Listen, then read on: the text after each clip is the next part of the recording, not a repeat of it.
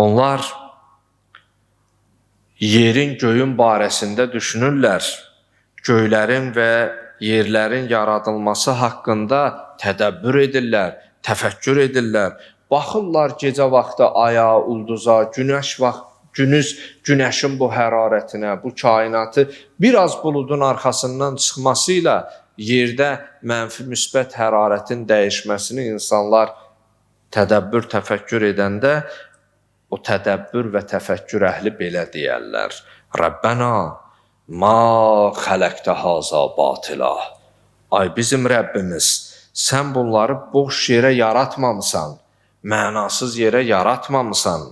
Subhanəkə və qina azabənnar. Sən bütün eyb və nöqsanlardan paksan, münezzəhsən, bizi cəhənnəm odundan və ya cəhənnəmdən qoru, azad et deyə.